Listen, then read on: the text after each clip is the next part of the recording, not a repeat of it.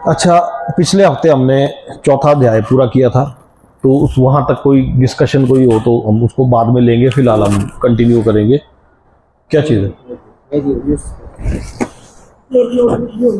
फिलहाल हम इसको कंटिन्यू करेंगे। आज पिछले अध्याय में क्या हुआ था कि आखिरी श्लोक में 2-3 श्लोकों का मैं रिवीजन ले लेता हूँ एक बार, थोड़ा सा और आसान हो जाएगा। जिसमें भगवान ने गुरु के पास जाकर सत्य को जानने का प्रयास करो, ऐसा बताया था। उनसे विनीत होकर जिज्ञासा करो और उनकी सेवा करो, क्योंकि स्वरूप सिद्ध व्यक्ति तुम्हें ज्ञान प्रदान कर सकते हैं, क्योंकि उन्होंने सत्य का दर्शन किया हुआ है। स्वरूप सिद्ध व्यक्ति से वास्तविक ज्ञान प्राप्त करने के बाद तुम पुनः कभी ऐसे मोह को प्राप्त नहीं होंगे, क्योंकि इस ज्ञान के द्वारा तुम देख सकोगे कि सभी जीव परमात्मा के अंश स्वरूप है, अर्थात वो भगवान के अंश है। यदि तुम्हें समस्त पापियों में भी सर्वाधिक पापी समझा जाए तो भी तुम्हें दिव्य ज्ञान रूपी नाव में स्थित होकर दुख सागर को पार करने में समर्थ होंगे। यहाँ पर नाव का एग्जाम्पल दिया, अगले श्लोक में अग्नि का एग्जाम्पल दिया। जैसे प्रज्वलित अग्नि ईंधन को भस्म कर देती है, उसी तरह हे अर्जुन, ज्ञान रूपी अग्नि भौतिक कर्मों के समस्त फलों को जला डालती है। क्योंकि इस अध्याय का नाम है दिव्य ज्ञान, इसलिए भगवान ने यहाँ पर ज्ञान की महत्ता पर बल दिया है। इस संसार में दिव्य ज्ञान के समान कुछ भी उदात्त तथा शुद्ध नहीं है। ऐसा ज्ञान समस्त योग का परिपक्व फल है। जो व्यक्ति भक्ति में सिद्ध होता है वह यथा समय अपने अंतर में इस ज्ञान का आस्वादन करता है। जो श्रद्धालु दिव्य ज्ञान में समर्पित हैं और जिसने इंद्रियों को वश में कर लिया, वह इस ज्ञान को प्राप्त करने का अधिकारी है, और इसे प्राप्त करके ही वह तुरंत आध्यात्मिक शांति को प्राप्त होता है। किंतु जो अज्ञानी तथा श्रद्धा विहीन व्यक्ति शास्त्रों में संदेह करते हैं, वे भगवत भावनामृत नहीं प्राप्त करते, अपितु नीचे गिर जाते हैं। संशय आत्मा के लिए ना तो इस श्लोक में ना ही परलोक में कोई सुख मिलता है। जो व्यक्ति अपने कर्म फलों का परित्याग करते हुए भक्ति करता है, जिसके संशय दिव्य ज्ञान द्वारा विनष्ट हो चुके होते हैं, वही वास्तव में आत्मपरायण है। हे धनंजय, वह कर्मों के बंधन से नहीं बंधता। इसके बाद आखिरी श्लोक में भगवान ने क्या बोला था? पिछले अध्याय के आखिरी श्लोक में, चौथे अध्याय के आखिरी श्लोक में, पेज नंबर 199, अतएव तुम्हारे हृदय में अज्ञान के कारण जो संशय उठे हैं, उन्हें ज्ञान रूपी शस्त्र से काट डालो। हे भारत, तुम योग में समन्वित होकर खड़े हो और युद्ध करो। अब जब भगवान ने अर्जुन को ये शब्द बोला तो अर्जुन के मन में फिर से शंका उत्पन्न हुई। जैसे बार बार हम हमारे मन में कोई शंका होती है, इस शब्द को सुनते ही, क्योंकि इतना दिव्य ज्ञान को लेने के बाद अर्जुन के मन में फिर से शंका उत्पन्न हुई। क्या शंका उत्पन्न हुई? यानी कि अर्जुन को लगा कि इसका अतएव तुम हृदय से अज्ञान के कारण जो संशय उठे हैं, तुम्हारे हृदय में अज्ञानता के कारण जो संशय उठे हैं, उन्हें ज्ञान रूपी शस्त्र से काट डालो। यानी कि अर्जुन को लगा कि इसका मतलब मैं ज्ञान ग्रहण करूं। ज्ञान ग्रहण करूं मतलब कि मैं ऐसी जगह पर जाके भक्ति पूजा पाठ में बैठ जाऊं या शास्त्रों का अध्ययन करने बैठ जाऊं, ज्ञान ग्रहण करूं। और साथ में बोल रहे हैं कि तुम योग से समन्वित होकर खड़े हो और युद्ध करो। यहां वो दो चीजें कॉन्ट्राडिक्ट हो गई, और अर्जुन के मन में ये सवाल उठा, और जो कि 5वें अध्याय का पहले श्लोक में अर्जुन ने सवाल पूछा। पेज नंबर 201 पर हमें अर्जुन ने कहा, हे कृष्ण, पहले आप मुझसे कर्म त्यागने के लिए कहते हैं और फिर भक्ति पूर्वक कर्म करने का आदेश देते हैं। क्या अब आप कृपा करके निश्चित रूप से मुझे बताएंगे कि इन दोनों में से मेरे लिए कौन अधिक लाभप्रद है? ये क्यों बोला इसने, अर्जुन ने ऐसा? आपको अगर याद होगा कि दूसरे अध्याय के 47वें श्लोक में, थोड़ा सा अगर हम पीछे जाएं, दूसरे अध्याय के 47वें श्लोक में, जिसमें कर्मण्येवाधिकारस्ते मा फलेषु कदाचन, ये भगवद गीता का बड़ा फेमस श्लोक है, जिसका अर्थ में बताया था हमें कि तुम्हें अपना कर्म करने का अधिकार है, किंतु कर्म के फलों के तुम अधिकारी नहीं हो। यहां भगवान ने इस बात पर जोर दिया था। ना तो तुम कभी अपने आप को कर्मों के फलों का कारण मानो, ना ही कर्म ना करने में कभी आसक्त हो। यह बताया था दूसरे अध्याय के 47वें श्लोक में। अब यहां पर चौथे अध्याय के 17वें श्लोक में 17 में भगवान ने क्या बताया? कर्म की बारीकियों को समझना अत्यंत कठिन है, जिसके ऊपर आपको कंफ्यूजन हुआ था 2-3 बार। कर्म की बारीकियों को समझना अत्यंत कठिन है, अतः मनुष्य को चाहिए कि वह इन्हें ठीक से जाने कि कर्म क्या है, विकर्म क्या है और अकर्म क्या है। ये चीजें भगवान ने दो तीन बातें, ये चीजें, अब अर्जुन ने कहा हे कृष्ण, पहले तो आपने मुझसे कर्म त्यागने को कहा, फिर आप मुझसे भक्तिपूर्वक कर्म करने का आदेश देते हो, जबकि भगवान ने उसे कर्म त्यागने के लिए नहीं कहा था। भगवान ने कहा था अकर्म, अकर्म के लिए कहा था, अकर्म त्यागने के लिए कहा था। कर्म, अकर्म और विकर्म, तीन चीजों के बारे में हमने बड़ी डिटेल एक्सप्लेनेशन समझी हुई है। अर्जुन को कंफ्यूजन क्यों हुआ? क्योंकि उसकी सोच समझने में उसने कुछ गलती की। तो पहले तो आपने मुझसे कर्म त्यागने के लिए कहा, जबकि भगवान ने कर्म त्यागने के लिए नहीं कहा, भगवान ने कहा था अकर्म को त्यागो। अकर्म का हमने एक एग्जांपल लिया था कि कोई सैनिक जाता है, वो युद्ध के मैदान में जाता है और वो जाके अपना कर्म कर रहा है और वहां पर जाके लोगों को मारता है, तो वो है उसका कर्म, जो कि अगर वो आके सेम अपने पड़ोस में जाके झगड़ा करता है तो वो अकर्म हुआ। तो भगवान ने उसे अकर्म त्यागने के लिए कहा था, कर्म त्यागने के लिए नहीं कहा था। इसकी एक्सप्लेनेशन को हम लेंगे थोड़ा सा। एक सवाल में थोड़ी सी दो तीन चीजें छुपी हुई है इस सवाल में, जो अर्जुन के मन में ये सवाल आया, इसमें दो तीन चार चीजें छुपी हुई है। इसका एक्सप्लेनेशन में हम देखेंगे। दूसरे अध्याय में आत्मा तथा उसके शरीर बंधन का सामान्य ज्ञान बतलाया गया है, जिसे सांख्य योग कहते हैं। दूसरे अध्याय में आत्मा तथा शरीर बंधन का सामान्य ज्ञान बतलाया गया। उसी में बुद्धि योग अर्थात भक्ति द्वारा इस भौतिक बंधन से निकलने का भी वर्णन हुआ। किसमें? दूसरे अध्याय में बुद्धि योग अर्थात भक्ति द्वारा इस भौतिक बंधन से निकलने का भी वर्णन हुआ। अब तीसरे अध्याय में यह बताया गया कि ज्ञानी को कोई कार्य नहीं करने पड़ते, जो ज्ञानी है उसको कोई कार्य नहीं करने पड़ते। तब अर्जुन को लगा कि आपने मुझे ऐसा बोला कि कर्म त्याग दो, मैं तो ज्ञानी अगर मैं बन जाऊं तो मुझे तो कर्म करने की जरूरत नहीं, फिर मेरे को इस युद्ध में क्यों लगा रहे हो? ज्ञानी को कोई कर्म नहीं करने पड़ते। चौथे अध्याय में भगवान ने अर्जुन को बताया कि सारे यज्ञों का पर्यवसान ज्ञान में होता है। चौथे अध्याय में किस चीज पर जोर दिया? कि ज्ञान, दिव्य ज्ञान, कि ज्ञान लो, नॉलेज ग्रहण करो, ये करो वो करो। तो चौथे ज्ञान में ये बताया। किंतु चौथे अध्याय के अंत में पहुंचने तक भगवान ने अर्जुन को यह सलाह दी कि पूर्ण ज्ञान से युक्त होकर उठो और युद्ध करो। एक तरफ से ज्ञान ले लो और दूसरी तरफ से पूर्ण ज्ञान से युक्त हो जाओ और पूरी तरह से ज्ञान से युक्त होकर उठो और युद्ध करो। अतः इस प्रकार एक ही साथ भक्तिमय कर्म तथा ज्ञान युक्त अकर्म की महत्ता पर बल देते हुए कृष्ण ने अर्जुन के संकल्प को भ्रमित कर दिया और अर्जुन कंफ्यूज हो गया। ऐसा लगता है कि वह यह नहीं समझ पाया कि ज्ञान के साथ किया गया कर्म बंधनकारी ना होने के कारण अकर्म के ही तुल्य है। अतएव वह पूछता है कि वह सब प्रकार से कर्म त्याग दे या पूर्ण ज्ञान से युक्त होकर कर्म करे। अब अगर थोड़ा सा मैं आपको, और तीसरे अध्याय के पहले श्लोक में भी अर्जुन ने कुछ सवाल पूछा था। यह 5वें अध्याय का पहला श्लोक है। इसमें क्या सवाल पूछा अर्जुन ने? पहले आप मुझे कर्म त्यागने को कहते हो, फिर मुझे भक्तिपूर्वक कर्म करने का आदेश देते हो। क्या अब आप कृपा करके निश्चित रूप से मुझे बताएंगे कि इन दोनों में से कौन अधिक लाभप्रद है? खिंच के आदमी बात नहीं करता, कृपा करके अब बताओ, क्योंकि वो यही सवाल पहले भी पूछ चुका है। तीसरे अध्याय का पहला श्लोक पेज नंबर 123 पर, जब अर्जुन ने कहा था हे जनार्दन, हे केशव, यदि आप बुद्धि को सकाम कर्म से श्रेष्ठ समझते हैं तो फिर आप मुझे इस घोर युद्ध में क्यों लगाना चाहते हो? यह था तीसरे अध्याय का पहला श्लोक। हे जनार्दन, हे केशव, यदि आप बुद्धि को सकाम कर्म से श्रेष्ठ समझते हो, उसके बोलने का मतलब है कि बुद्धि, यदि आप मुझे बुद्धि के बारे में बोल रहे हो कि नॉलेज लो नॉलेज लो नॉलेज लो और मैं कर्म को त्याग दूं, यदि आप बुद्धि को सकाम कर्म से श्रेष्ठ समझते हैं तो मुझे ये कर्म करने के लिए क्यों कह रहे हो? ये अर्जुन का सवाल था, तीसरे अध्याय का पहला श्लोक। तो फिर आप मुझे इस घोर युद्ध में क्यों लगाना चाहते हो? दूसरे श्लोक में बोला था आपके वय मिश्रित अनेकार्थक उपदेशों से मेरी बुद्धि मोहित हो गई है। ये कब बोला था? जब दूसरा अध्याय खत्म ही हुआ था और तीसरा की शुरुआत ही हुई थी। तब भी अर्जुन के मन में एक सवाल था कि आपके एक वय मिश्रित उपदेशों से मेरी बुद्धि मोहित हो गई है, कृपा करके निश्चित पूर्वक मुझे बताएं कि इनमें से मेरे लिए सर्वाधिक श्रेष्ठकर क्या है। ये पूछा था तीसरे अध्याय के पहले श्लोक में। लगभग अर्जुन, फिर भगवान ने तीसरा अध्याय बताया, चौथा अध्याय बताया, दिव्य ज्ञान, कर्म योग बताया और दिव्य ज्ञान बताया। ये बोलने के बाद, समझाने के बाद फिर अर्जुन वहीं का वहीं 5वें अध्याय के पहले श्लोक में फिर कि कृपा करके मुझे अब आप बताएंगे कि इन दोनों में से मेरे लिए कौन सा लाभप्रद है। क्योंकि ये तो मैं पहले भी पूछ चुका हूं आपसे सवाल, जैसे आपके और मेरे मन में डाउट जो है वो क्लियर नहीं हुए, वैसे अर्जुन के मन में भी क्लियर नहीं हुए थे।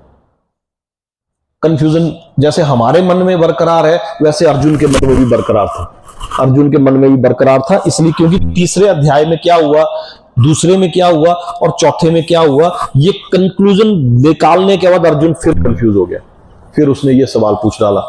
तो श्री भगवान ने इसका उत्तर दिया, मुक्ति के लिए तो कर्म का परित्याग तथा भक्तिमय कर्म दोनों ही उत्तम है, किंतु इन दोनों में से कर्म के परित्याग से भक्ति युक्त कर्म श्रेष्ठ है। ये थोड़ा सा एक बार, तीसरे अध्याय में क्या था, कर्म योग का वर्णन था, तीसरे अध्याय में कर्म योग का वर्णन था, चौथे अध्याय में दिव्य ज्ञान यानी कि ट्रांसेंडेंटल नॉलेज, कर्म योग प्लस ट्रांसेंडेंटल नॉलेज, दिव्य ज्ञान और कर्म योग, ये दोनों जब जुड़े तीसरे और चौथे अध्याय में, तब जाके ये पांचवा अध्याय आया जिसका है नाम है निष्काम कर्म योग।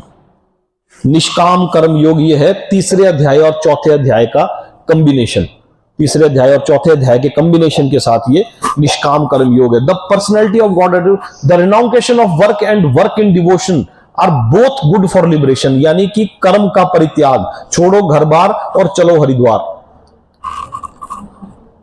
मुक्ति के लिए अगर आपको मुक्ति चाहिए तो कर्म का परित्याग आप करो, आप सब कुछ अपने कर्मों को त्याग कर लो और उसके बाद आप भक्तिमय सेवा में लग जाओ, तो वो भी श्रेष्ठ है। लेकिन भक्तिमय कर्म दोनों ही, किंतु इन दोनों में से कर्म के परित्याग से भक्ति युक्त कर्म ज्यादा श्रेष्ठ है, यानी कि आप अपना कर्म भी करते रहो और साथ में भक्ति भी करते रहो।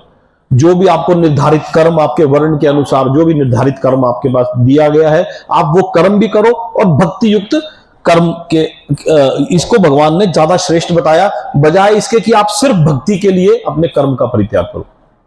आपको जो कर्म, अर्जुन क्षत्रिय था, अर्जुन का कर्म था युद्ध लड़ना, तो यहां भगवान ने बोला कि भक्ति युक्त कर्म जो है वो श्रेष्ठ है, भक्ति युक्त कर्म जो है श्रेष्ठ है, यहां पर भगवान ने ये कहा। तीसरे श्लोक में जब हम आते हैं तो ये बोलते हैं कि जो पुरुष ना तो कर्म फलों से घृणा करता है और ना कर्म फल की इच्छा करता है, वह नित्य सन्यासी जाना जाता है।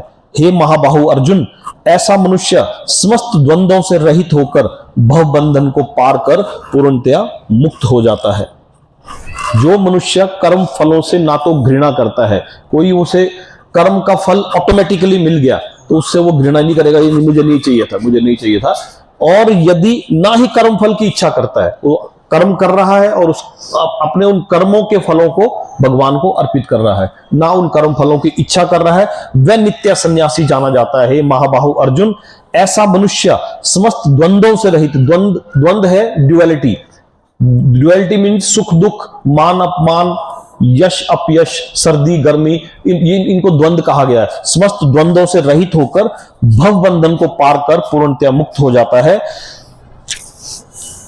पूर्णतया कृष्ण भावनावित पुरुष नित्य सन्यासी है, क्योंकि वह अपने कर्म फल से ना तो घृणा करता है, ना ही उसकी आकांक्षा करता है, ना उससे हेट करता है, ना ही उसको अभिलाषा रहती है कि मुझे ये चीज चाहिए।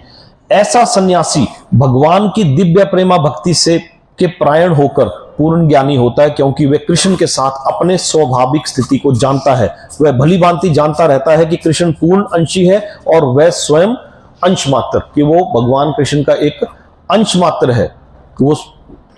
और चौथे श्लोक में बोलते हैं, अज्ञानी ही भक्ति को भौतिक जगत के विश्लेषणात्मक अध्ययन सांख्य से भिन्न कहते हैं। ये बड़ा कॉम्प्लिकेटेड जैसा है, इसको मैं और ब्रीफ आपको आसान करके समझाऊंगा। जो वस्तुतः ज्ञानी है वे कहते हैं कि इनमें से किसी एक मार्ग का भली भांति अनुसरण करता है, वह दोनों के फल प्राप्त करता है। इसका क्या मतलब हुआ, इसके मैं तात्पर्य को पढ़ूंगा, फिर इसके श्लोक को मैं आपको दोबारा समझाऊंगा एक बार, है ना। भौतिक जगत के विश्लेषणात्मक अध्ययन यानी कि सांख्य का उद्देश्य आत्मा को प्राप्त करना है। दूसरे अध्याय का नाम सांख्य योग भी है, जिसे गीता का सार दिया गया है, वैसे सांख्य योग भी बोलते हैं। भौतिक जगत के विश्लेषणात्मक अध्ययन सांख्य का उद्देश्य आत्मा को प्राप्त करना है। भौतिक जगत की आत्मा विष्णु या परमात्मा है। भगवान की भक्ति का अर्थ परमात्मा की सेवा है। एक विधि से वृक्ष की जड़ खोजी जाती है और दूसरी विधि से उसको सींचा जाता है। ये only the ignorant speaks the devotional service. अज्ञानी बोले इग्नोरेंट, जो अज्ञानी व्यक्ति है वो बोलते हैं कि कर्म योग, डिवोशनल सर्विस, कर्म योग, भक्ति as being different from analytical study of material world, विश्लेषणात्मक अध्ययन, बड़ा कॉम्प्लिकेटेड जैसा वर्ड है विश्लेषणात्मक अध्ययन। इसका मतलब होता है analytical study of material world. विश्लेषणात्मक अध्ययन का मतलब क्या होता है? Analytical study. जैसे इसका एग्जांपल में हम ऐसा ले सकते हैं कि कुछ लोग बोलते हैं कि भक्ति ही सब कुछ है, कुछ लोग बोलते हैं कि अपने आप को जानना वो सब कुछ है। वो है analytical study of material world, कि अगर हम इस मटेरियल वर्ल्ड को समझ पाए, इस भौतिक वर्ल्ड को समझ पाए, तो हम सब कुछ पा लेंगे। और कुछ लोग बोलते हैं कि भक्ति को भौतिक जगत के विश्लेषण अध्ययन से भिन्न समझ। कुछ लोग बोलते हैं कि भक्ति ही सर्वश्रेष्ठ है, और कुछ बोलते हैं कि analytical study of material world is everything. समझ गए? थोड़ा क्लियर हो रहा नहीं हो रहा है? नहीं हो रहा। एनालिटिकल स्टडी देश को, दुनिया को जानना और अपने आप को जानना, अपने अस्तित्व को जानना। कुछ ये बोलते हैं कि यही सर्वोपरि है, यही सर्वोपरि है। यदि हम अपने आप को जान पाए, हमारा जन्म यहां क्यों हुआ है, क्या है, यही सर्वोपरि है। और कुछ बोलते हैं कि कोई जरूरत नहीं है ये सब जानने की, आए हैं, हमारा एक ही कर्म है, भक्ति करो, भक्ति करो, भक्ति करो, भक्ति में लीन हो जाओ। तो यहां भगवान ने क्या कहा है? अज्ञानी ही भक्ति को विश्लेषणात्मक अध्ययन से भिन्न करते हैं, समझते हैं। वो बोलते हैं कि भक्ति अलग चीज है और एनालिटिकल स्टडी अलग चीज है। उनको अज्ञानी कहा है। भक्ति को और एनालिटिकल स्टडी को, दोनों को डिफरेंट बताया है। ये 2-3 अगले श्लोकों से और ज्यादा क्लियर होता है। जो वस्तुतः ज्ञानी है, जो वस्तुतः ज्ञानी है का मतलब होता है, जो वस्तुतः ज्ञानी है, those who are actually learned, जो वस्तुतः ज्ञानी है, सच में ज्ञान, वे कहते हैं कि इनमें से किसी एक मार्ग का भली भांति अनुसरण करता है, वे दोनों का फल प्राप्त कर लेता है। ऐसा बोलते हैं कौन? वस्तु जो एक्चुअली लर्न्ड है। लेकिन भगवान ने इनको भी लर्न नहीं बताया। लास्ट में आगे आके बोलेंगे कि नहीं, ये भी एक्चुअल में ज्ञानी नहीं है।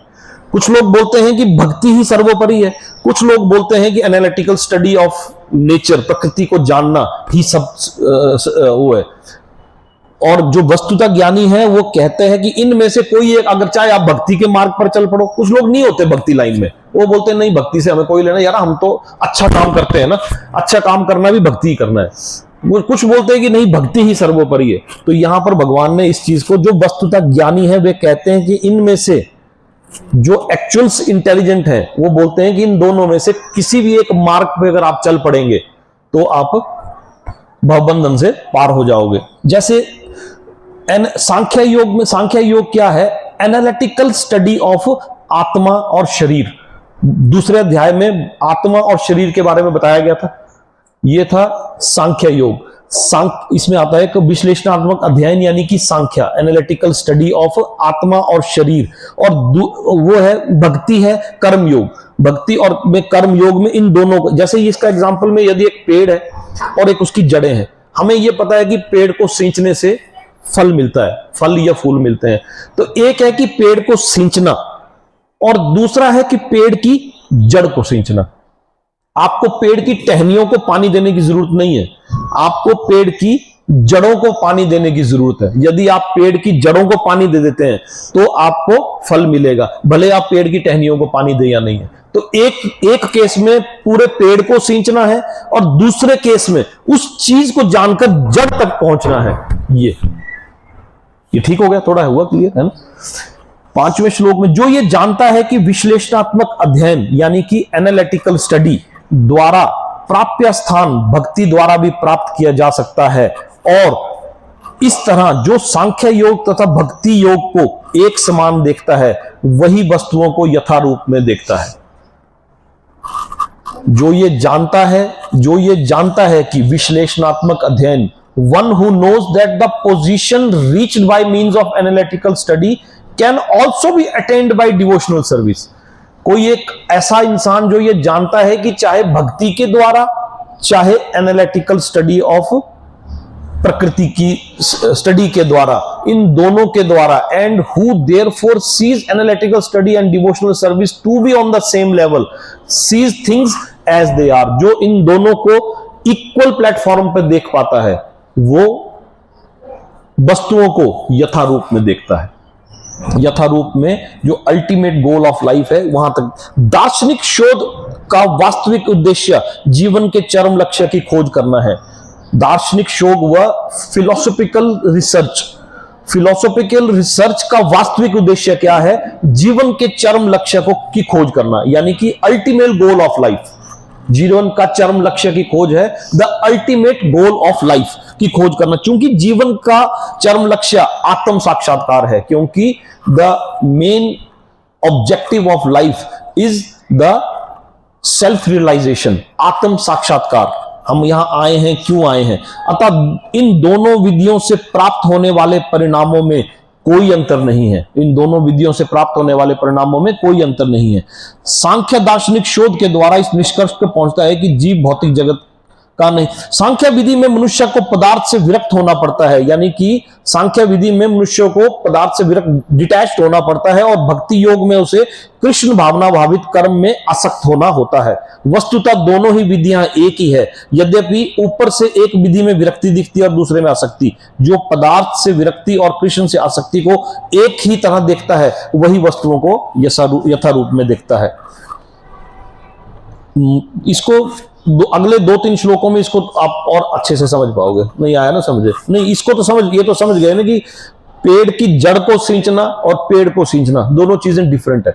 एनालिटिकल स्टडी और इन चीजों में भक्ति में लगे बिना केवल समस्त कर्मों के परित्याग करने से कोई सुखी नहीं बन सकता। यहां पर भगवान ने उसी श्लोक को दूसरे श्लोक में क्या कहा था? मुक्ति के लिए कर्म का परित्याग तथा भक्ति में कर्म दोनों ही उत्तम है, किंतु इन दोनों में से कर्म के परित्याग से क्या श्रेष्ठ है?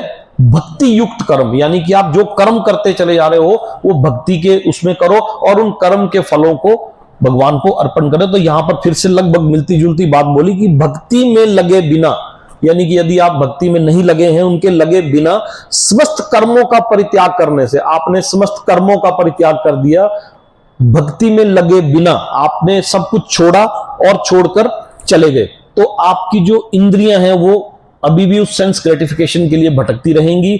परित्याग करने से कोई सुखी नहीं बन सकता, परंतु भक्ति में लगा हुआ विचारवान व्यक्ति शीघ्र ही परमेश्वर को प्राप्त करता है। ये दूसरी लाइन में क्या बोला? पहली लाइन में क्या बोला कि भक्ति में लगे बिना, यदि आप भक्ति में नहीं लगे हो और समस्त कर्मों का परित्याग कर देते हो, यानी कि मैंने सब कुछ छोड़ देना और मैं भक्ति में, पहले आप भक्ति में नहीं लगते हो और उससे पहले ही सब कुछ छोड़ देते हो। इसका क्या मतलब हुआ? पहले आप भक्ति में नहीं लगे, भक्ति में लगे बिना आपने समस्त कर्मों का परित्याग कर दिया, यानी कि आपने वो नॉलेज, कर्म योग और दिव्य ज्ञान की नॉलेज लिए बिना आपने सब कुछ छोड़ दिया। कर्मों का परित्याग करने से कोई सुखी नहीं रह सकता, परंतु भक्ति में लगा हुआ विचारवान व्यक्ति जब वो भक्ति में एंटर करेगा और उसके बाद दिव्य ज्ञान और इनके साथ निष्काम कर्म योग तक की नॉलेज ग्रहण करेगा, तो व्यक्ति शीघ्र ही परमेश्वर को प्राप्त कर लेता है। यानी कि फिर वही चीज पे आओ आप कि एक है पेड़ को सींचना, क्योंकि उससे हमें फ्रूट्स चाहिए, और एक है उसकी जड़ को सींचना। उसकी जड़ तक पहुंचने के लिए भक्ति योग अनिवार्य है। भक्ति में लगे बिना कोई भी विचार। इसमें 2 प्रकार के सन्यासियों का वर्णन आगे हुआ है। मायावादी सन्यासी सांख्य दर्शन के अध्ययन में लगे रहते हैं तथा वैष्णव सन्यासी वेदांत सूत्रों के यथार्थ भाष्य भागवत दर्शन के अध्ययन में लगे रहते हैं। यहां 2 प्रकार के सन्यासियों का वर्णन है। 2 प्रकार के सन्यासी। एक मायावादी सन्यासी कौन हुए? मायावादी सन्यासी हुए सांख्य फिलॉसफी, जो मतलब भौतिक जगत के साथ जुड़े हुए सन्यासी, जो अपने आप को साथ भौतिक जगत के साथ भी जुड़े हुए लेकिन साथ में अपने आप को सन्यासी भी प्रिटेन कर रहे हैं। तो मायावादी सन्यासी सांख्य दर्शन के अध्ययन में लगे रहते हैं तथा सांख्य दर्शन क्या हुआ? Analytical study of material world. जो मायावादी सन्यासी हैं वो analytical study of material world में लगे रहते हैं। वो बोलते हैं कि देश दुनिया को जानना, देश दुनिया को जान लेंगे हम तब भी हमें मुक्ति मिल जाएगी। तथा वैष्णव सन्यासी जो हैं वो वेदांत सूत्रों के यथार्थ भाष्य भागवत दर्शन के अध्ययन में लगे रहते हैं। वैष्णव सन्यासी हमेशा पोथी पढ़ने और उन सब की तरफ ज्यादा उनका ध्यान है। मायावादी सन्यासी भी वेदांत सूत्रों का अध्ययन करते हैं, किंतु वे शंकराचार्य द्वारा प्रणीत शारीरिक भाष्य का उपयोग करते हैं। मायावादी सन्यासी और वैष्णव सन्यासी, मायावादी सन्यासी भी कोशिश कर रहे हैं, अपने आप को प्रिटेन कर रहे हैं, लेकिन वो जैसे नास्तिकता की ओर। शंकराचार्य वो दैत्यों के गुरु हैं। शंकराचार्य किसके गुरु हैं? शंकराचार्य भाई जिन्होंने 4 मठों की स्थापना की, जिनके 4 मठों की स्थापना की। आदि गुरु शंकराचार्य ने 4 मठ। तो यहाँ लिखा है इन्होंने कि मायावादी सन्यासी भी वेदांत सूत्रों का अध्ययन करते हैं, किंतु वे शंकराचार्य द्वारा प्रणीत शारीरिक भाषा का उपयोग करते हैं। वेदों पर शारीरिक भाष्य लिखे वेदों पर जो सांख्य मतानुयायी है ये उनके मतों का खंडन करते, दर्शन शास्त्र के 6 शास्त्रों के खंडन करते हैं ना, ये अनुरूप तभी लिखा है इसमें। ऐसे नहीं कि बिल्कुल हटके। हाँ, कुछ चीजों को मानते हैं, कुछ को नहीं मानते। नहीं है। हाँ। क्योंकि इसमें अगर इन्होंने शंकराचार्य द्वारा इसका इतना लिख दिया तो कोई ना कोई बड़ी बात होगी ना, है ना, रीजन होगा ना। मायावादी सन्यासी भी वेदांत सूत्रों का अध्ययन करते हैं, किंतु वे शंकराचार्य द्वारा प्रणीत शारीरिक भाष्य का उपयोग करते हैं। भागवत संप्रदाय के छात्र, अब इसमें 2 प्रकार के सन्यासी बताए गए ना, मायावादी सन्यासी और वैष्णव सन्यासी। जो वैष्णव सन्यासी है वो भागवत संप्रदाय के छात्र 5 रात्रि की विधि से, 5 रात्रि की विधि क्या होता है? 5 रात्रि की विधि से भगवान की भक्ति करने में लगे रहते हैं। वैष्णव सन्यासियों को भगवान की दिव्य सेवा के लिए अनेक प्रकार के कार्य करने होते हैं, अतः उन्हें भौतिक कार्यों से कोई सरोकार नहीं रहता। किंतु जो सांख्य है ये थोड़े भौतिक में भी रहते हैं, ये दूसरे भौतिक में नहीं रहते। वैष्णव सन्यासी भौतिक में नहीं रहते, यही अंतर है, बाकी बराबर है। इसीलिए तो मायावादी सन्यासी और वैष्णव सन्यासियों को बाइफरकेट कर दिए। किंतु मायावादी सन्यासी जो सांख्य तथा वेदांत के अध्ययन एवं चिंतन में लगे रहते हैं, वे भगवान की दिव्य भक्ति का आनंद नहीं उठा पाते। मायावादी सन्यासी जो सांख्य तथा वेदांत के अध्ययन एवं चिंतन में लगे रहते हैं, वे भगवान की भक्ति का आनंद नहीं उठा पाते, क्योंकि उनका अध्ययन अत्यंत जटिल हो जाता है। अतः वे कभी कभी ब्रह्म चिंतन के से उबकर समुचित बोध के बिना ही भागवत की शरण ग्रहण करते हैं। फलस्वरूप श्रीमद् भागवत का भी अध्ययन उनके लिए कष्टकारी होता है। यहां इस श्लोक को आप समझो, भक्ति में लगे बिना। असल में कोई बहुत ज्यादा मोटिवेटेड हो गया, बड़े अचानक मोटिवेटेड हो गया और अचानक भगवत गीता और भागवत खोल ली, तो यहां बोला है उनके लिए वो कष्टकारी हो जाएगा। तो इससे पहले की स्टेज भगवान ने श्लोक में एक्सप्लेन कर दी। क्या बोली? भक्ति में लगे बिना केवल समस्त कर्मों का परित्याग करने से कोई सुखी नहीं बन सकता, परंतु भक्ति में लगा हुआ विचारवान व्यक्ति शीघ्र ही परमेश्वर को प्राप्त करता है। इसकी एक्सप्लेनेशन को हमने श्लोक में समझा। क्लियर हुआ? क्लियर हो गया ना कि यानी कि आखिरी यहां श्लोक में क्या बोला? अतः वे कभी भी ब्रह्म चिंतन से उबकर समुचित बोध के बिना ही भागवत की शरण ग्रहण करते हैं। फलस्वरूप श्रीमद् भागवत का अध्ययन भी उनके लिए कष्टकारी हो जाता है। यहां बोला है कि स्टेप है ये स्टेप बाय स्टेप हम चलेंगे। 7वां श्लोक है, जो भक्ति भाव से कर्म करता है, जो विशुद्ध आत्मा है, जो अपने मन तथा इंद्रियों को वश में रखता है, वह सबों को प्रिय होता है और सभी लोग उसे प्रिय होते हैं। ऐसा व्यक्ति कर्म करता हुआ भी कभी नहीं बंधता, कर्मों में नहीं बंधता। अब यानी कि अगर आपको सबों का प्रिय बनना है, किसी फॉर एग्जांपल आपको सबका प्रिय बनना है, आप चाहते हो कि मेरी रिस्पेक्ट, हर एक इंसान मेरी रिस्पेक्ट करे, मेरा दोस्त, मेरे रिलेटिव मेरे रिस्पेक्ट करे, तो इसके लिए पहला स्टेप क्या है? इंद्रियों को वश में करो। सबसे पहले जो अपने इंद्रियों को वश में करता है, अपने मन तथा इंद्रियों को वश में करता है, वो बनता है विशुद्ध आत्मा, और जो विशुद्ध आत्मा बनता है वो भक्ति भाव से कर्म करता है और वो सबों का प्रिय बनता है। इसकी एक्सप्लेनेशन को पढ़ूं एक बार थोड़ा सा, इसमें भी कई कुछ है ना।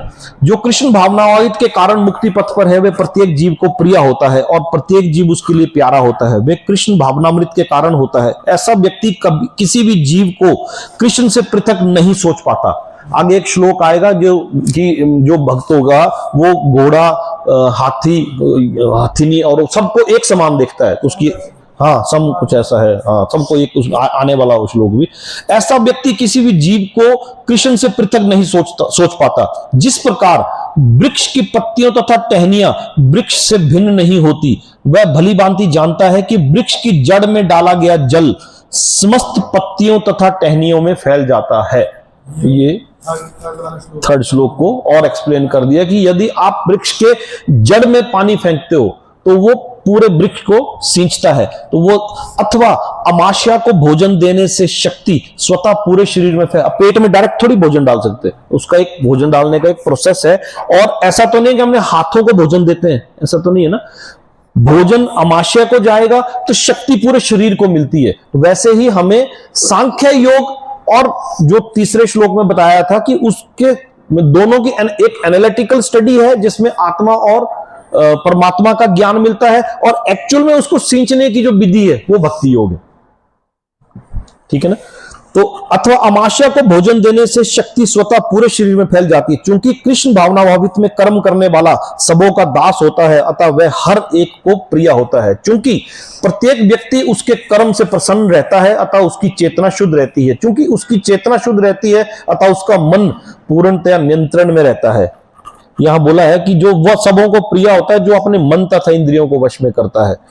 तो यहां पर एक्सप्लेनेशन में आएगा, तो मन के नियंत्रित होने से उसकी इंद्रियां संयमित रहती है, क्योंकि उसका मन सदैव कृष्ण में स्थिर रहता है। अतः उससे उसके विचलित होने का प्रश्न ही नहीं उठता।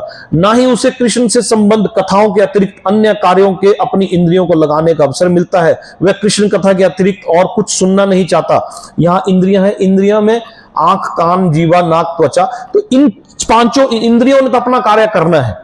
इंद्रिया ने अपना कार्य करना है, तो वो कृष्ण भक्त जो होगा वो कानों को लगाएगा कृष्ण के भजन सुनने में, आंखों को लगाएगा कृष्ण की रूप अर्चना विग्रह को देखने में, और जीवा को लगाएगा मंत्र उच्चारण के लिए, आंखों को, त्वचा को लगाएगा उनके मूर्ति विग्रह को टच फील करने के लिए। वह पांचों इंद्रियों को अपने उसमें लगाता है। वह कृष्ण कथा के अतिरिक्त और कुछ सुनना नहीं चाहता। वह कृष्ण को अर्पित किए हुए भोजन को अतिरिक्त जीवा को लगाएगा प्रसाद को ग्रहण करने में, अन्य कुछ नहीं खाता, और ना किसी ऐसे स्थान को जाने की इच्छा करता है। अपनी टांगों को भी यूज करेगा धर्म स्थानों का भ्रमण करने में। जहां कृष्ण संबंधी कार्य ना होता हो ऐसी जगह पर वो जाने का प्रयत्न नहीं करेगा। अतः उसकी इंद्रियां वश में रहती है। ऐसा व्यक्ति जिसकी इंद्रियां संयमित हो वह किसी के प्रति अपराध नहीं कर सकता। इस पर कोई ये प्रश्न कर सकता है, तो फिर अर्जुन अन्यों के प्रति युद्ध के लिए आक्रामक क्यों था? अब यहां पर यह प्रश्न उठ सकता है, यदि वो ऐसा भगवान का भक्त था तो फिर वो बाकियों के प्रति आक्रामक क्यों था? क्या वह कृष्ण भावना भावित नहीं था? दोनों जगह एक्सप्लेन भाष्यकार ने क्वेश्चन मार्क लगाया है। जो सवाल उठ सकता है, तो यहां लिखा है कि ऐसा सवाल उठ सकता है तो कि अर्जुन अन्यों के प्रति युद्ध में आक्रामक क्यों था? Question mark. क्या वह कृष्ण भावना भावित नहीं था? Question mark. वस्तुतः अर्जुन ऊपर से ही आक्रामक था, क्योंकि जैसा कि दूसरे अध्याय में बताया जा चुका है कि आत्मा के अवध्य होने के कारण युद्ध भूमि में एकत्र हुए सारे व्यक्ति अपने अपने स्वरूप में जीवित बने रहेंगे। अतः आध्यात्मिक दृष्टि से कुरुक्षेत्र की युद्ध भूमि में कोई मारा नहीं गया। किस दृष्टि से? आध्यात्मिक दृष्टि से, क्योंकि शरीरों का नाश हुआ, आत्मा का नाश नहीं हो सकता था। वहां पर स्थित कृष्ण की आज्ञा से केवल उनके वस्त्र बदल दिए गए। अतः अर्जुन कुरुक्षेत्र की युद्ध भूमि में युद्ध करता हुआ भी वस्तुतः युद्ध नहीं कर रहा था। वह तो पूर्ण कृष्ण भावना भावित में कृष्ण के आदेश का पालन मात्र कर रहा था। ऐसा व्यक्ति कभी कर्म बंधन में नहीं बंधता।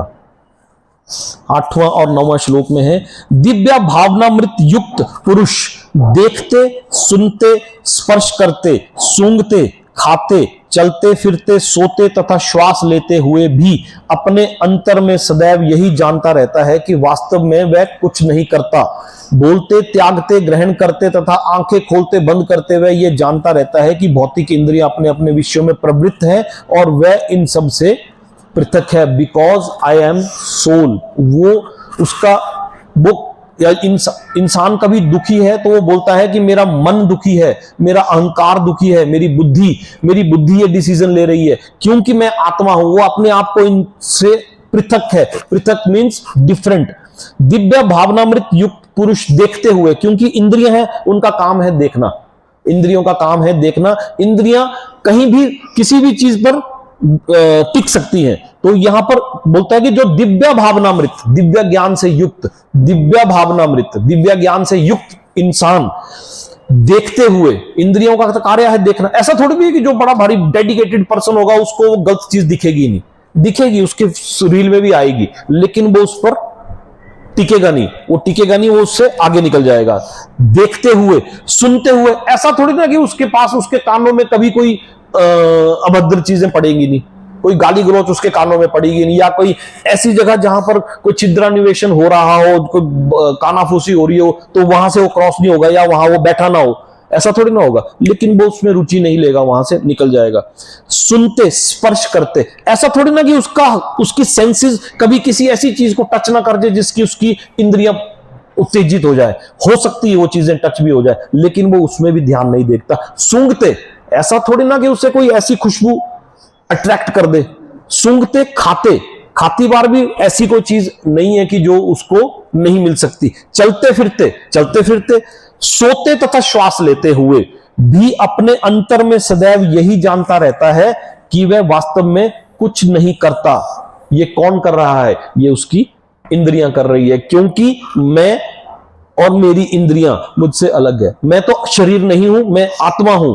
ये जो कर रहा है ये मेरी भौतिक इंद्रियां कर रही हैं। वो अपने आप को इनसे डिफरेंट कर लेता है। बोलते, त्यागते, ग्रहण करते या आंखें खोलते और बंद करते हुए भी यह जानता रहता है कि भौतिक इंद्रियां अपने अपने विषयों में प्रवृत्त हैं और वह इन सब से पृथक है। वो जानता है कि ये जो कार्य हो रहा है ये मेरी तरफ से नहीं हो रहा है, ये मेरी इंद्रियों के कार्य है।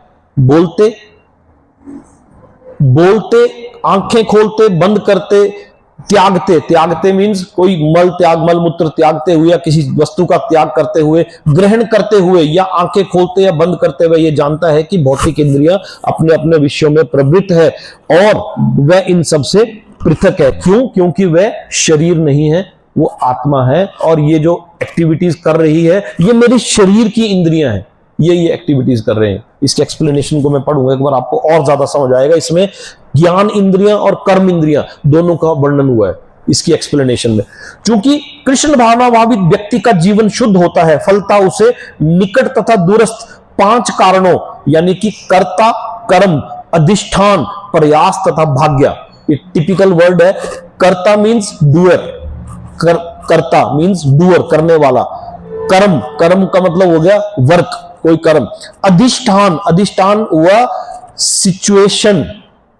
प्रयास हुआ इंडेवर प्रयास। और भाग्य का मतलब हुआ फॉर्च्यून। यानी कि डूअर, वर्क, सिचुएशन, इंडेवर और फॉर्च्यून, ये 5 चीजें। कर्ता, कर्म, अधिष्ठान, प्रयास तथा भाग्य पर निर्भर किसी कार्य से कोई लेना देना नहीं रहता। किसे?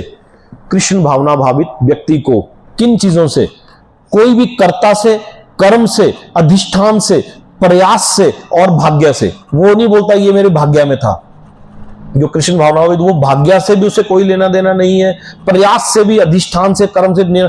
इसका कारण यही है कि वह भगवान की दिव्य सेवा में लगा रहता है। यद्यपि ऐसा प्रतीत होता है कि वह अपने शरीर तथा इंद्रियों से कर्म कर रहा है। ऐसा बोले कि कृष्ण भावना भावित व्यक्ति है, ये तो देखो ये काम कर रहा है, वो काम कर रहा है, लेकिन वो बेसिकली उसमें अटैच नहीं होता। वो किसी ऐसे स्थान पर बैठ के भी अपने अंदर ओम नमो भगवते वासुदेवाय का स्मरण कर रहा है। उसे नहीं लेना देना वो कहां किस स्थान पर है। ऐसा तो नहीं हो सकता ना कि मतलब वो कभी ऐसी जगह पर जाए ना। वो जाएगा, उसकी इंद्रियां जाएंगी, लेकिन वो उनको खींच लेगा वहां पर। यद्यपि ऐसा प्रतीत होता है वह अपने शरीर तथा इंद्रियों से कर्म कर रहा है, किंतु वह अपनी वास्तविक स्थिति के प्रति सचेत रहता है, जो कि आध्यात्मिक व्यस्तता है। उसकी वास्तविक स्थिति है कि उसने डिवोशनल व्यस्तता में रहना है। भौतिक चेतना में इंद्रिय तृप्ति में लगी रहती है। भौतिक चेतना यानी कि मटेरियल वर्ल्ड की एक्सपेक्टेशंस के लिए इंद्रियां जो इंद्रिय तृप्ति में लगी रहती हैं, किंतु कृष्ण भावना भावित में वे कृष्ण की इंद्रियों की तुष्टि में लगी रहती हैं। यानी कि कोई भक्त जो है वो अपनी इंद्रियों को दूसरी जगह ना लगा के, क्योंकि इंद्रियों ने तो कहीं ना कहीं कुछ ना कुछ कार्य करना है। इंद्रियों का कार्य है, उन्होंने कोई ना किसी जगह पर, यदि आप इंद्रियों को, मान लो आपके पास 1 घंटा है, 1 आवर है, और 1 आवर में आपके पास है कि आपने अपनी इंद्रियों को कहां लगाना है। इंद्रियों ने तो कुछ ना कुछ कार्य करना है, वो नहीं बैठेगी चुपचाप। वो आपके ऊपर है कि आपने उन इंद्रियों को कहां लगाना है। आपने उन इंद्रियों को आप कहां अटैच कर रहे हो, वो उसके ऊपर है। इंद्रियां तो अपना भौतिक कार्य में लगी हुई है। इसके बाद जो अगली आएगी, अतः कृष्ण भावना भावित व्यक्ति सदा मुक्त रहता है, भले ही ऊपर से भौतिक कार्यों में लगा हुआ दिखाई पड़े। देखने तथा सुनने के कार्य जो ज्ञान इंद्रियों के कर्म है, जबकि चलना, बोलना, मल त्यागना आदि कर्म इंद्रियों के कर्म है। यहां पर ज्ञान इंद्रियां और कर्म इंद्रियां, इंद्रियों की भी दो वेराइटीज हो गई, एक ज्ञान इंद्रियां हैं और एक कर्म इंद्रियां हैं। अभी तक तो 5 इंद्रियों के बारे में हमने सुना, 5 इंद्रियों से ऊपर मन, मन के ऊपर बुद्धि। अब यहां इंद्रियों की भी बाइफर्केशन डाल दी। इंद्रियों की बाइफर्केशन में एक ज्ञान इंद्रियां बोल दी जो देखने और सुनने का कार्य कर रही है। उनसे हम देखने और सुनने के कार्य ज्ञान इंद्रियों के कार्य हैं। हम चाहें तो इससे पॉजिटिव इनटेक कर ले, चाहे नेगेटिव इनटेक कर ले। पॉजिटिव इन तो पॉजिटिव आउट, नेगेटिव इन तो नेगेटिव आउट, गार्बेज इन तो गार्बेज आउट। हम अपनी इंद्रियों को, ज्ञान इंद्रियों को कहां लगा रहे हैं? ज्ञान, अच्छा ज्ञान लेने में लगा रहे हैं तो अच्छा ज्ञान निकलेगा, बुरा ज्ञान लेने में लगा रहे हैं तो बुरा ज्ञान निकलेगा। तो ज्ञान इंद्रियां और कर्म इंद्रियां क्या है? चलना, बोलना, मल त्यागना। चलना तो बोलना, मल त्यागना, ये कर्म इंद्रियों के कार्य है।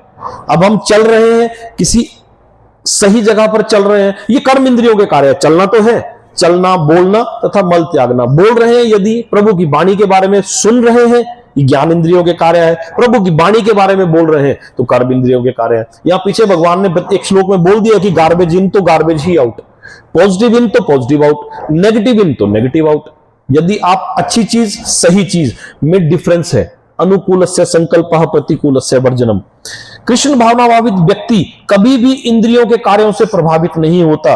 वह भगवत सेवा के अतिरिक्त कोई दूसरा कार्य नहीं करता, क्योंकि उसे ज्ञात है कि वह भगवान का शाश्वत दास है। 10वें श्लोक में आता है, जो ये क्लियर हो गया, थोड़ा सा ये क्लियर हो गया।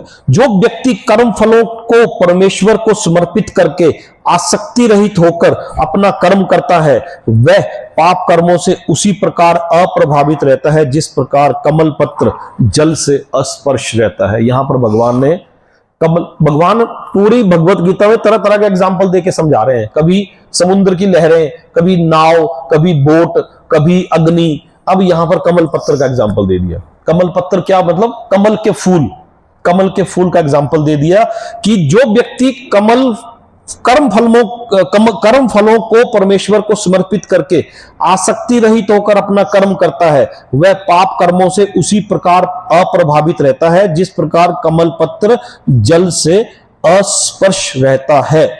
जैसे in the mud but not of the mud. कमल पत्र, कमल जो है कीचड़ में उगता है, लेकिन कमल के ऊपर एक वैक्स कवरिंग होती है। तो वैसा भगवान ने बताया कि जो भक्ति में, मेरी सेवा में रहेगा, वो भले ही ऐसी जगह पर रहे, लेकिन उसके अंदर एक वैक्स कवरिंग हो जाएगी उसके बाहर, वो इन चीजों से अछूता रहता है। क्लियर हो रहा है थोड़ा थोड़ा? ये कमल जैसे वैक्स कवरिंग है, मतलब ये जो नीचे का मड है ये संसार है, और कमल जो है इस संसार में निकला है, लेकिन वो इस संसार में रहते हुए भी इससे अटैच नहीं होगा। जैसे कमल के ऊपर यदि कोई कीचड़ की बूंद गिर भी जाए तो क्योंकि कमल के ऊपर, एक कमल के फूल को आपने कभी देखना तो उसके ऊपर एक वैक्स की जैसी कवरिंग हो, पत्ती को दबा के देखना तो वो है ना, तो वो वैक्स की कवरिंग जैसी होती है, ऑटोमेटिकली है वो। बस इसके बारे में तो भागवत में बड़े पहले हुआ कि ब्रह्मा जी का वो है कमल। तो ब्रह्मा जी की उत्पत्ति से पहले भी कमल था। ये भागवत में बड़ी डिटेल है, कभी मौका लगेगा तो मैं बताऊंगा। जैसे पिछली बार हमने 28 प्रकार के नरकों का वर्णन, आपने तो सुना नहीं खजल रहे ना, लेकिन अदर में उसमें 28 प्रकार के नरकों के मैं नाम लेके आया था पिछली बार भागवत में। भागवत में 28 प्रकार के नरकों के नाम, 14 भौतिक लोकों के नाम, 14 भौतिक लोगों में कौन कौन, बलि महाराज कौन से लोक में रहते हैं, शिव अपनी पार्वती के साथ कौन से लोक में रहते हैं, ब्रह्मा कौन से लोक में रहते हैं, सत्योलोक, तपोलोक, महर्जन लोक, इन सब के लोकों के बारे में भागवत में बड़ी डिटेल वर्णन में लेके आया था, लेकिन आप लोग इंटरेस्टेड नहीं थे सुनने में। कभी दोबारा टाइम लगेगा तो बुलाऊंगा मैं। यहां पर देखो, एक मांडुक्य उपनिषद, मुंडक उपनिषद, इन सब और भगवत गीता, 3 चीजों का वर्णन एक्सप्लेनेशन में है। मैं थोड़ा सा, एक मांडुक उपनिषद है उसके, और मुंडक उपनिषद। एक्चुअली में इस भाष्यकार ने ना बड़ी ज्यादा डिटेल स्टडी की हुई है। ये सारे दार्शनिक है, गीता भी दार्शनिक है। हाँ, गीता में उपनिषद, गीता और ब्रह्मसूत्र, ये हमारा प्रस्थान त्रय आता है, 3 चीजों का यही चीज है वो, ये है वो मांडुक उपनिषद। हाँ जी, पहले तो 100 कुछ उपनिषद से केवल 10 रह गए। तो ये मांडुक उपनिषद, मुंडक उपनिषद और भगवत गीता। ईशोपनिषद में कहा गया है कि सारी वस्तुएं परम ब्रह्म या कृष्ण से संबंधित है, अतएव वे केवल उन्हीं की हैं। जो ये भली भांति जानता है कि प्रत्येक वस्तु कृष्ण की है और वे ही प्रत्येक वस्तु के स्वामी हैं, अतः प्रत्येक वस्तु भगवान की सेवा में ही नियोजित है, उसे स्वभावतः शुभ अशुभ कर्म फलों से कोई प्रयोजन नहीं रहता।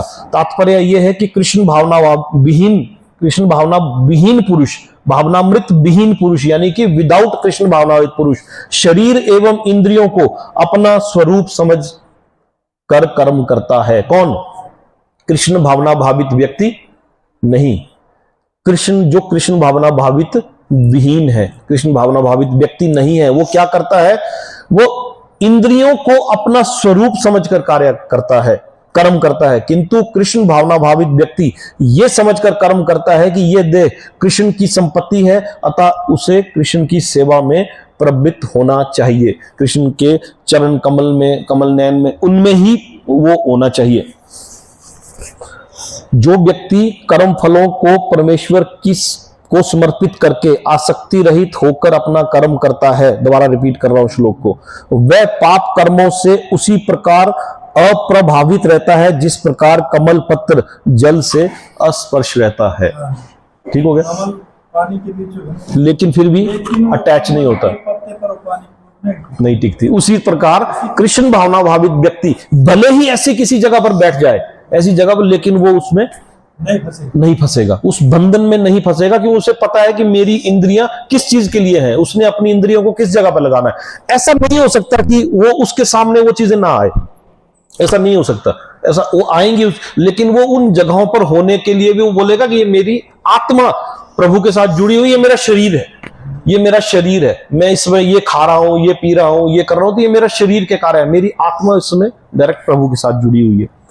योगी जन, 11वां श्लोक है, योगी जन आसक्ति रहित होकर शरीर, मन, बुद्धि तथा इंद्रियों के द्वारा भी केवल शुद्धि के लिए कर्म करते हैं। एज इफ, इस तरह से एक्ट करते हैं, as if I want to purify myself. कौन? योगी जन। वो इंद्रियों की तृप्ति के लिए कार्य नहीं करते। कौन? योगी जन। योगी जन आसक्ति रहित होकर, इसको मैं थोड़ा सा, द योगीज अबंडनिंग अटैचमेंट, आसक्ति रहित होकर मीन्स अबंडनिंग मतलब छोड़ देते हैं, अटैचमेंट से दूर हो जाते हैं। कौन? योगी जन।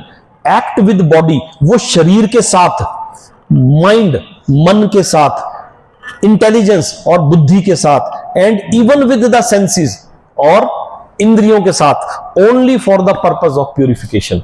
ये जो पिछले श्लोक में बात है वही लगभग भगवान ने थोड़ी सी और एक्सप्लेन करने के लिए, योगी जन आसक्ति रहित होकर यानी कि अटैचमेंट से दूर रहकर, किसी चीज की अटैचमेंट में ना होकर, योगी जन अपने शरीर, मन, बुद्धि तथा इंद्रियों के द्वारा भी केवल शुद्धि के लिए कर्म करते हैं। इसकी एक्सप्लेनेशन में आएंगे हम थोड़ा सा। अपने शरीर, मन, बुद्धि तथा वाणी से कृष्ण भावना भावित में कर्म करता हुआ व्यक्ति इस संसार में भी मुक्त रहता है, भले ही वह तथाकथित अपने भौतिक कार्यकलापों में व्यस्त क्यों ना रहे। दिखता है ऐसा कि भौतिक कार्यकलापों में व्यस्त है, लेकिन वो अंदर से अपने आप को समर्पित कर चुका होता है। उसमें अहंकार नहीं रहता, क्योंकि वह इसमें विश्वास नहीं रखता कि वह भौतिक शरीर है अथवा ये शरीर उसका है। वो इस चीज में विश्वास नहीं रखता कि वो या तो ना तो शरीर है और ना ही उस चीज के अटैचमेंट रख रहा कि ये शरीर मेरा है। वह जानता है कि वह ये शरीर नहीं है और ना ही ये शरीर उसका है, वह स्वयं कृष्ण का है और उसका ये शरीर भी कृष्ण की ही संपत्ति है। जब वह शरीर, मन, बुद्धि, वाणी, जीवन, संपत्ति आदि से उत्पन्न प्रत्येक वस्तु को जो भी उसके अधिकार में है कृष्ण की सेवा में लगाता है, तो वह तुरंत कृष्ण से जुड़ जाता है, वह कृष्ण से एक रूप हो जाता है और उस अहंकार से रहित होता है जिसके कारण मनुष्य ये सोचता है कि मैं शरीर हूं। वही कृष्ण भावनामृत में वो खाना खाएगा, प्रसाद खाएगा, सुनेगा, भजन सुनेगा, देखेगा, विग्रह को देखेगा, टच करेगा, मूर्ति को टच करेगा। वो अपनी सारी इंद्रियों को, भौतिक इंद्रियों को, अपने आप को उसके लिए ही लगाता है। निश्चल भक्त, बस ये आखिरी श्लोक लेंगे हम, है ना। निश्चल भक्त शुद्ध शांति प्राप्त करता है क्योंकि वह समस्त कर्म फल मुझे अर्पित कर देता है। किंतु जो व्यक्ति भगवान से युक्त नहीं है, जो अपने श्रम का फल कामी है, वह बंध जाता है। क्या मतलब हुआ इसका? इसका मतलब हुआ भुक्ति मुक्ति सिद्धि कामी सकली अशांत। क्या बोलते हैं पंडित जी? कृष्ण भक्त निष्काम अतएव शांत। भुक्ति, भुक्ति क्या हुआ? भोग करने वाला। मुझे भोग करना है, मुझे पैसा चाहिए, मुझे बंगला चाहिए, मुझे ये चाहिए। भुक्ति, जो भुक्ति मुक्ति, मुझे मोक्ष चाहिए, मुझे मोक्ष की प्राप्ति हो जाए, मुझे ये किया, मुझे यहां से तो मोक्ष नहीं मिला, अब मुझे दूसरा कोई तरीका अपनाऊं, मैं उससे करूं। भुक्ति मुक्ति सिद्धि, मैं भी पानी पर चल पाऊं, मैं भी कोई ऐसी सिद्धि करूं, मैं जमीन से हवा में उड़ जाऊं, मैं बैठे बैठे हवा में उड़ जाऊं। भुक्ति मुक्ति सिद्धि कामी सकली अशांत, कृष्ण भक्त निष्काम अतएव शांत। भुक्ति मुक्ति सिद्धि कामी, भोग विलास की जिसने कामना की वो हमेशा डिस्टर्ब रहेगा, मुक्ति की जिसने कामना की वो भी डिस्टर्ब रहेगा, और सिद्धि की जिसने कामना की, मैं पानी पर चल लूं, हवा में उड़ जाऊं, मैं कुछ ये कर लूं, मैं इस चीज को छू लूं, उस पर वो सकली अशांत, कृष्ण भक्त निष्काम अतएव शांत। यानी कि भगवान भी बोलते हैं कि तू मेरे नाम में तो मैं तेरे काम में, और जो अपने काम में तो मैं भी फिर अपने धाम में। भगवान क्या बोलते हैं? क्या बोलते हैं? तू जो मेरे नाम में तो मैं तेरे काम में, यदि तू मेरे नाम में तो मैं तेरे काम में, यदि तू अपने काम में तो फिर मैं भी अपने धाम में। तो भगवान को कोई जरूरत, आगे एक श्लोक आएगा पंडित जिसमें बोलते हैं कि तुझे जो जरूरत है वो मैं तेरे लिए संग्रह करके रख रहा हूं। आता एक श्लोक ऐसा आएगा, एक श्लोक कि तुझे जिस चीज की जरूरत है मैं बैठा हूं तेरे लिए, मैं तेरे लिए उस चीज को, तुझे जिस चीज की जरूरत है उसको संजोने के लिए मैं बैठा हूं, टेंशन ना ले। ऐसा एक श्लोक है, कुछ आगे आता है एक श्लोक आने वाले उसमें। निश्चल भक्त शुद्ध शांत, इसकी एक्सप्लेनेशन को भागवत में किसी कर्म के फल की चिंता का कारण परम सत्य के ज्ञान के बिना द्वैत भाव में रहकर कर्म करना बताया गया है। किसमें? भागवत में बताया गया है कि किसी कर्म के फल की चिंता का कारण परम सत्य के ज्ञान के बिना द्वैत भाव में रहकर कर्म करना बताया गया है। अर्जुन को, भगवान को लगा था कि ये दिव्य ज्ञान क्यों जरूरी है, इस ज्ञान की क्या जरूरत है, तब भगवान ने इसे वो ज्ञान दिया युद्ध भूमि में। बस इसको आज इतना ही करें या एक दो श्लोक और ले लूं? ठीक है, काफी है।